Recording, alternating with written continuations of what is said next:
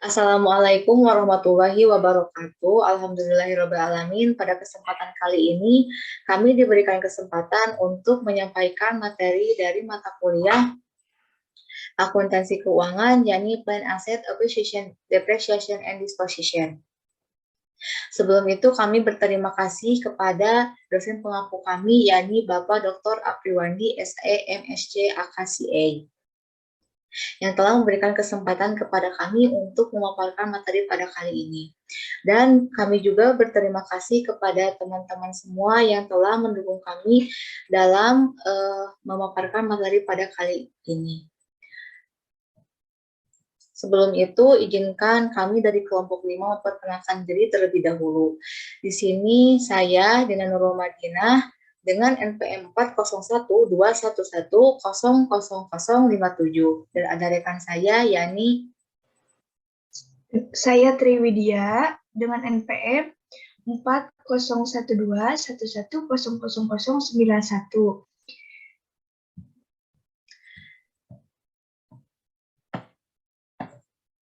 Di sini kami akan membahas sekilas mengenai apa sih plan aset itu. Nah, plan aset itu atau yang sering juga disebut dengan aset tetap, yaitu merupakan sebuah aset yang memiliki nilai manfaat yang tinggi, serta manfaatnya dapat dilihat secara nyata dengan nilai yang sangat signifikan dibanding dengan aset lain.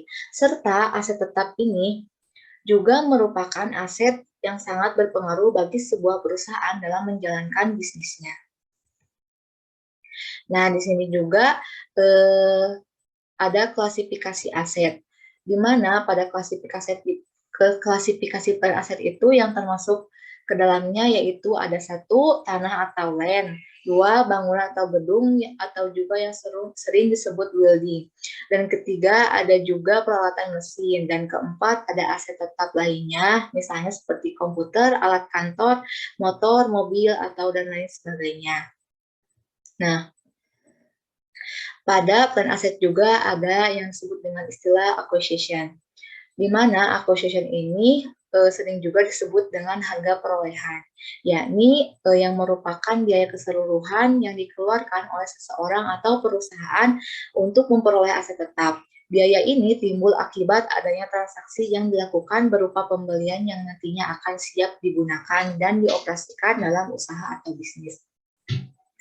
Berikut ini merupakan akun-akun yang masuk ke dalam acquisition perhitungan, yaitu ada nilai beli aktiva atau harga beli aktiva, dan ada juga beban angkut, beban pemasangan, beban instalasi, beban asuransi pada saat pengangkutan, dan ada juga beban percobaan, serta beban balik nama dan beban lain sebagainya.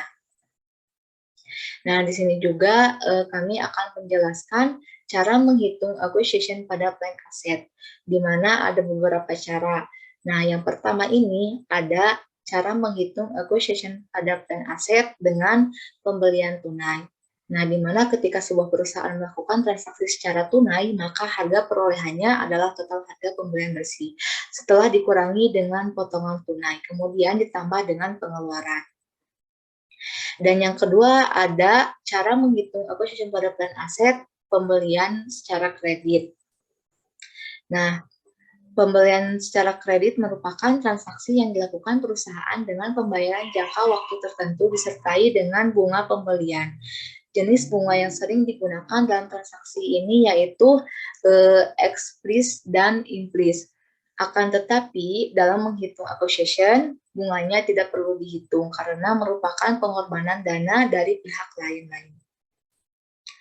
Dan yang ketiga ada dengan cara menggunakan wesel bunga, di mana dalam cara menggunakan wesel bunga ini, pembeli diharuskan membayar setengah harga dari pembelian atau biasanya disebut dengan uang muka.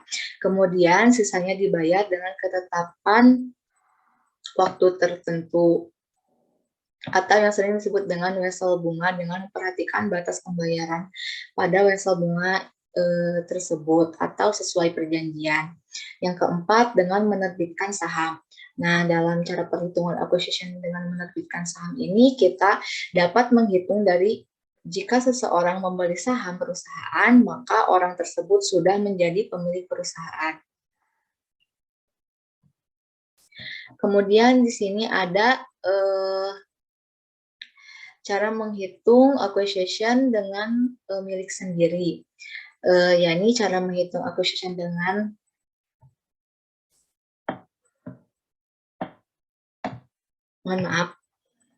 cara menghitung acquisition dengan aktiva tetap milik sendiri ini adalah dengan memperhatikan biaya yang dikeluarkan perusahaan, di mana biaya tersebut meliputi biaya bahan pokok, gaji tenaga kerja perusahaan, dan biaya overhead. Nah, biaya overhead yang dimaksudkan yaitu seperti biaya listrik, air, asuransi, perlengkapan, dan peralatan pabrik. Kemudian di sini ada contoh soal. Nah, perusahaan A membeli sebuah komputer dengan harga Rp 6.500.000 dengan potongan tunai 5%. Biaya yang dikeluarkan untuk install komputer dan pemasangan hingga siap digunakan sebesar Rp 200.000. Maka acquisition atau harga perolehan komputer tersebut dapat dihitung sebagai berikut. Nah, di sini kita masukkan terlebih dahulu harga beli yaitu Rp 6.500.000. Dan di sini juga kita mengurangkan dengan potongan tunainya yaitu yang 5%. Nah, untuk mengetahui potongan tunainya maka kita kalikan terlebih dahulu yang 6.500.000 dikali 5%, di mana hasilnya sama dengan 325.000. Nah, kemudian 6.500.000-nya dikurangi Rp 325.000, di mana akan menghasilkan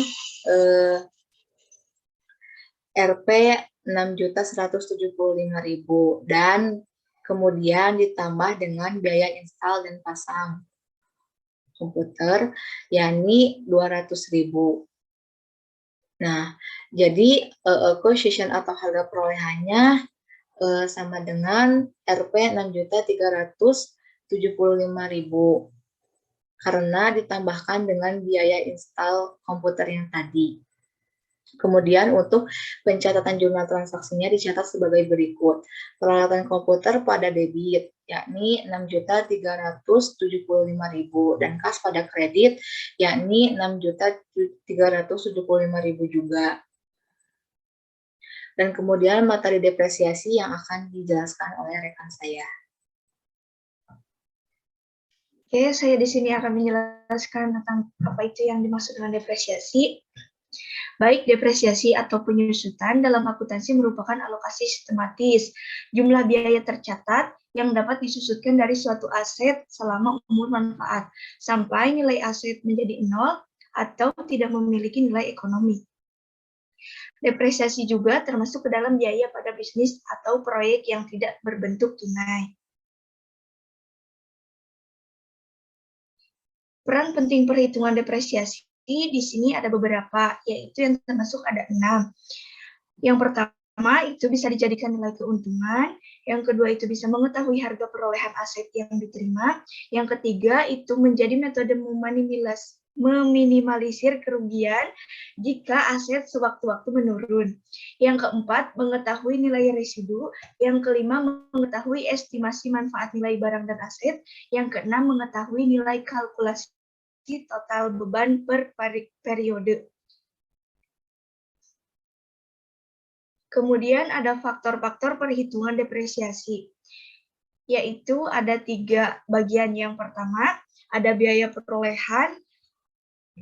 Biaya perolehan yaitu semua pengeluaran yang diperlukan untuk memperoleh sebuah aset sampai aset tersebut siap untuk digunakan untuk operasional perusahaan.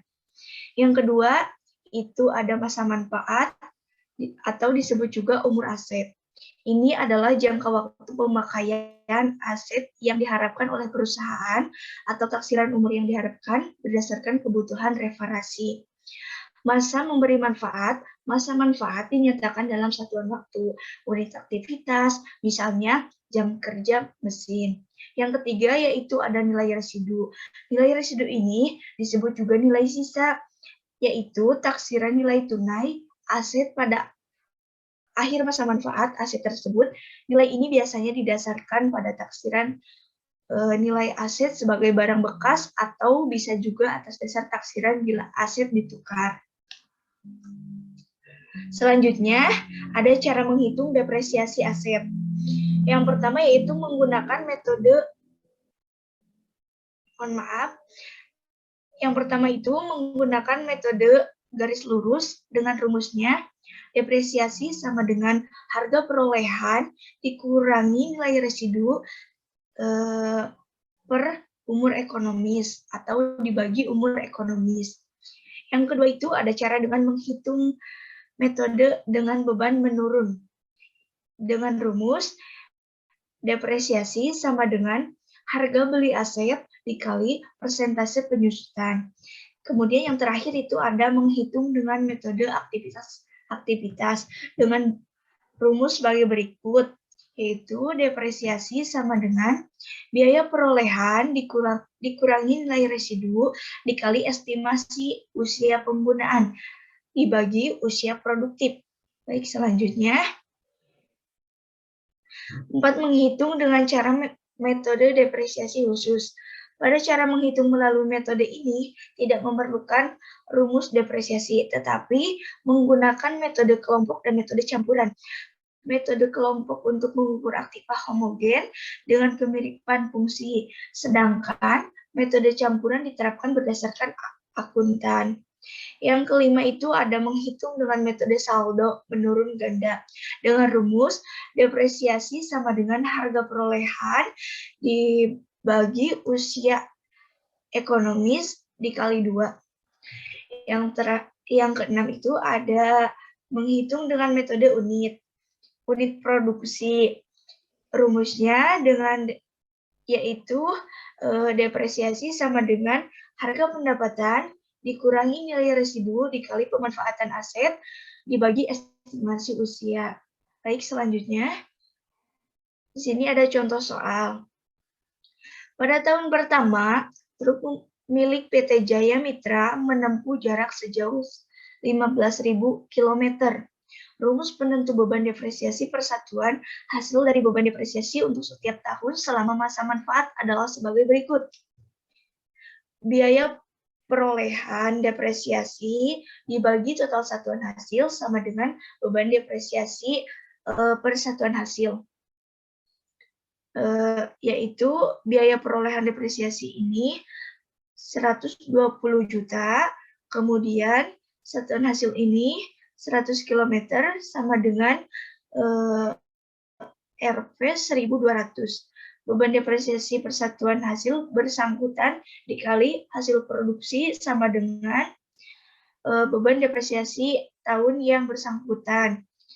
Baik, selanjutnya disposition plan asset. Disposition merupakan fitur di Akurat Online yang berfungsi untuk melakukan penghentian aset tetap. Aset tetap dapat dihentikan penggunaannya melalui yang pertama penjualan atau bisa disebut sales, yang kedua yaitu pertukaran atau exchange, yang ketiga itu dihapus karena tidak dapat dipakai lagi atau disposal, yang keempat yaitu rusak karena kecelakaan destruction.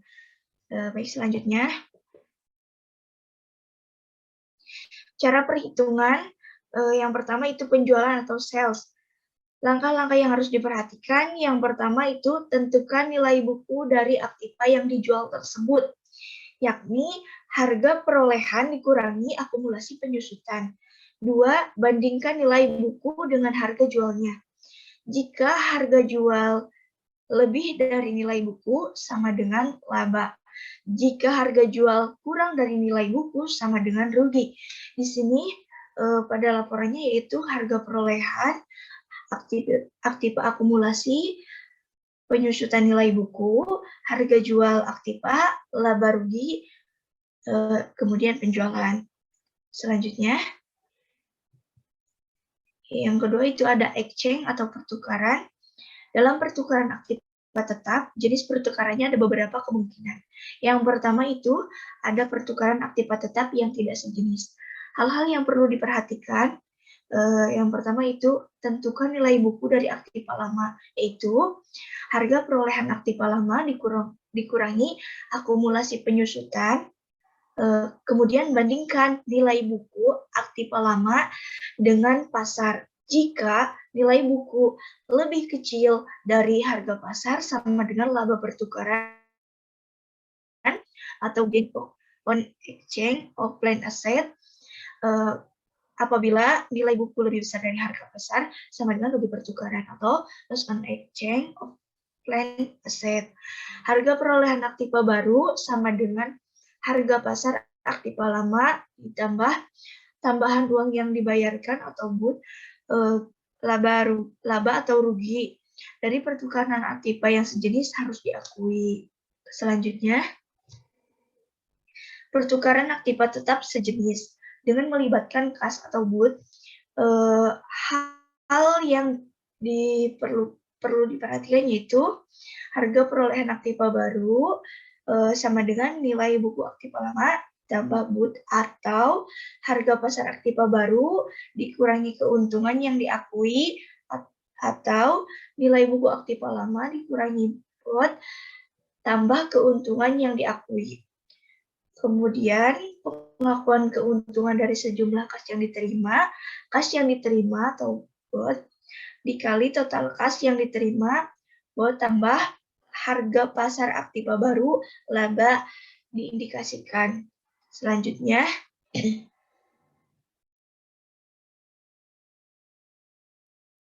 pertukaran aktiva tetap sejenis. Yang dimaksud dengan pertukaran aktiva yang sejenis dalam pertukaran aktiva tetap yang sejenis dan fungsinya sama. Dalam PSAK nomor 16 dinyatakan bahwa karena proses perolehan penghasilan atau keuntungan belum selesai atau lengkap, maka keuntungan dari pertukaran tersebut harus ditangguhkan. Semua kerugian harus diakui. Dalam kasus tersebut, dalam kasus tertentu apabila ada penerimaan kas, maka ada bagian keuntungan yang harus diakui. Yang pertama itu ada pertukaran aktiva tetap sejenis, tidak melibatkan kas. Hal yang perlu diperhatikan yaitu harga perolehan aktiva baru dicatat sebesar nilai buku aktiva lama. Jika harga pasar aktiva lama lebih besar dari nilai buku aktiva lama. Yang kedua yaitu ada harga perolehan aktiva baru dicatat sebesar harga pasar aktiva baru jika harga pasar aktiva lama lebih kecil nilai buku aktiva lama. Laba tidak diakui, rugi diakui. Selanjutnya, penghapusan aktiva karena tidak digunakan lagi atau disposal. Pengakuan aktiva dimaksudkan apabila aktiva tersebut sudah tidak digunakan lagi. Hal yang perlu diperhatikan pada penghapusan aktiva tetap pada prinsipnya sama dengan penjualan aktiva tetap. Hanya dalam penghapusan aktiva tetap, nilai buku dari aktiva tersebut merupakan kerugian atau loss on disposal of planned asset. Kemudian ada penghapusan aktiva tetap karena kecelakaan atau destruction. Jika aktiva tetap, jika dimiliki rusak karena kecelakaan, maka kerugian dari kecelakaan tersebut dicatat dalam rekening loss on destruction of planned asset. Sedangkan uang yang diterima dari penggantian atau penjualan barang bekasnya dicatat dalam rekening kerugian tersebut dikredit. Selanjutnya, di sini ada contoh soal, yaitu PT IMB menukarkan sebuah kendaraan miliknya dengan sebidang tanah. Dalam pertukaran PT IMB menambah dengan uang kas sebesar 10 juta. Kendaraan tersebut harga perolehannya yaitu 35 juta. Akumulasi penyusutan sampai saat terjadi pertukaran itu adalah 7 juta. Harga pasar kendaraan tersebut sampai hari ini yaitu 30 juta. Perhitungannya sebagai berikut. Harga perolehan kendaraannya itu 35 juta, kemudian akumulasi penyusutan, hasilnya yaitu nilai buku kendaraan 28 juta. Harga pasar kendaraan, laba pertukaran, harga perolehan aktiva baru, laba pertukaran sama dengan 2 juta.